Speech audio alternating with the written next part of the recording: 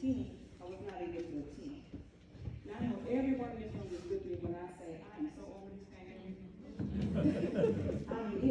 It has changed the way we conduct business, it has caused many companies to close, and it has altered the way our children are getting educated. But the good news is, we now have a vaccine to help stop the spread of this deadly virus. So let's all get vaccinated and boosted, and make sure we follow the regulations for the CDC to do our part to make sure everyone is safe. Okay? Okay. I want to speak to you this evening about race, reconciliation, and healing. But first and foremost, I want to acknowledge the fact that we have a new Democratic president and the very first African American female vice president in the White House.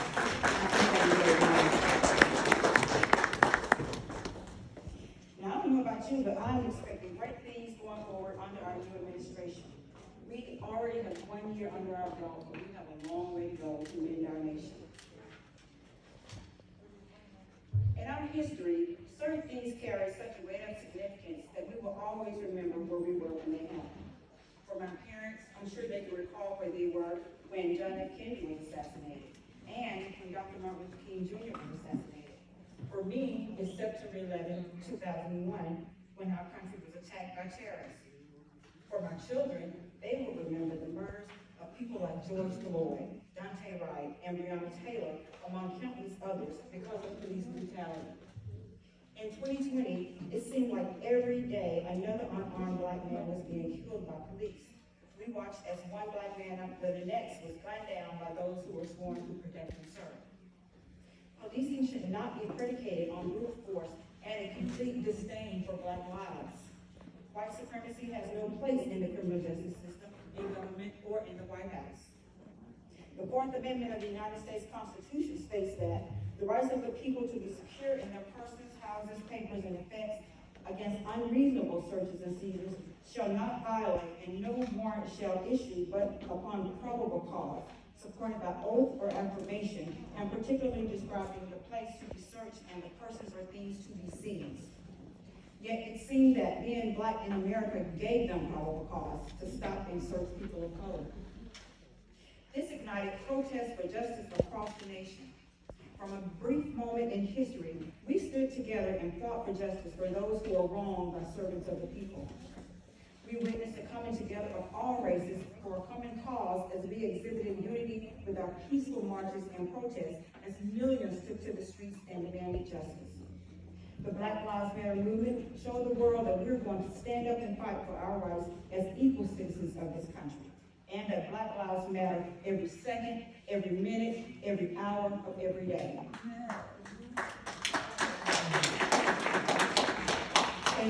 In white-dominated societies, nearly any demand for equality by people of color is met with backlash, death threats, and harassment. This is true for the Black Lives Matter movement as well as the Civil Rights Movement.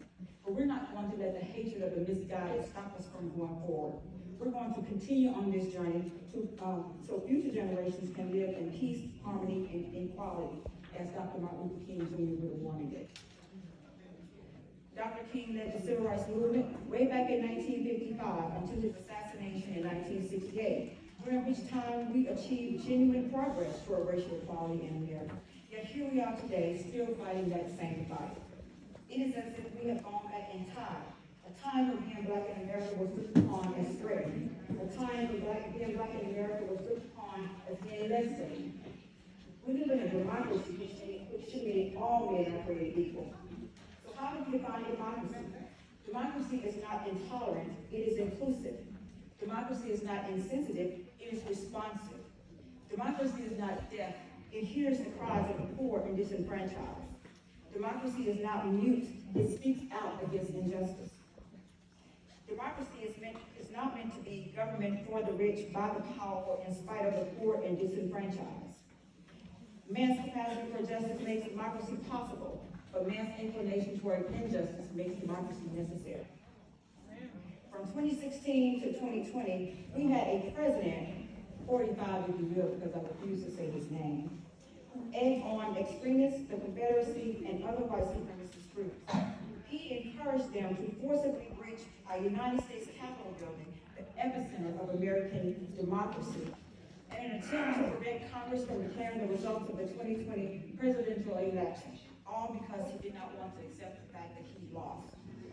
The January 6, 2021 insurgent on our nation's capital also carried such weight of significance that it will mark a moment in our history that we will never forget. A moment when domestic terrorists attempted to overthrow our government. Those images will be forever ingrained in our memories.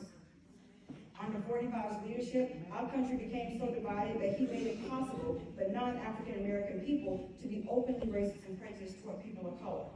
But let's be clear, I am not insinuating that prejudice and racism had ever ended. In my opinion, it was only masked and not expressed until now. 45, by his actions, opened the gates of discrimination, and by doing so, he caused a spiraling of hatred and injustice in this country that we hadn't seen in a long, long time.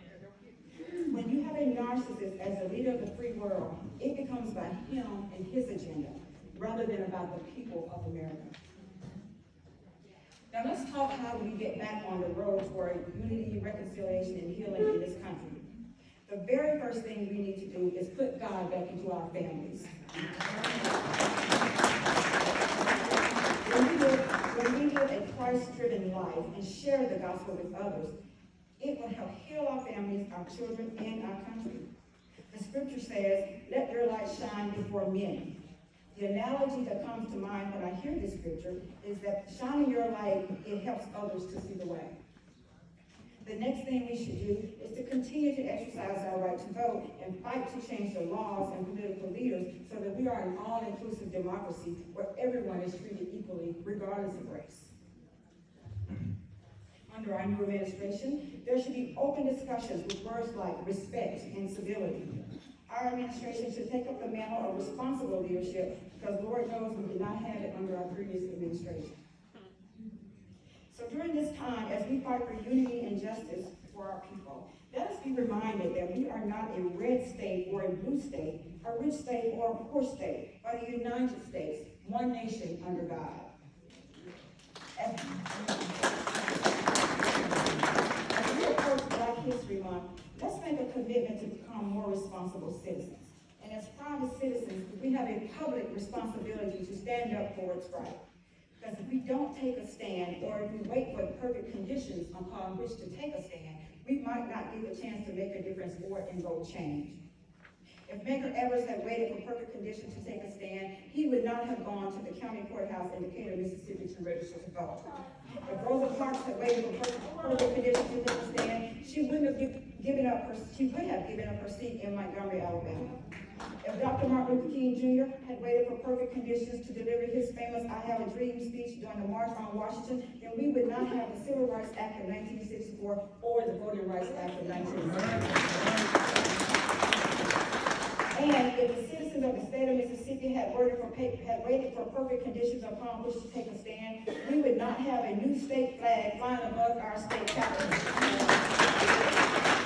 This carries greater significance, and all of us will remember the day that the flag that reflected a 126-year emblem of Confederacy and division was replaced by a flag that is inclusive and representative of all Mississippians.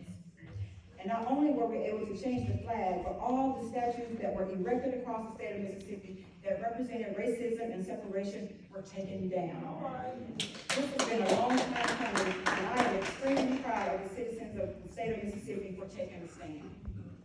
So until America embraces its diversity, enhances the dialogue regarding race, and exalts the differences that together make us a great nation, we as a nation will never realize the fullness of our potential. Someone once said, there are those who will say that the liberation of humanity, the freedom of men, women, and mind are nothing but a dream. They are right. It is a dream. It's the American dream. And the close I leave you with this. Begin each day expecting that the world owes you nothing. And then you will be delighted with every kind word, every helping hand, and every smile that is given to you during the course of your day. And by treating others the way that you want to be treated, we can make this world a better place. I want to thank Mr. Ms. Edmondson and the Dr. Martin Luther King Jr. School to Greatness Committee for giving me this opportunity to speak to you this evening and for continuing to provide leadership in the community to bring about change. Be encouraged and thank you for listening.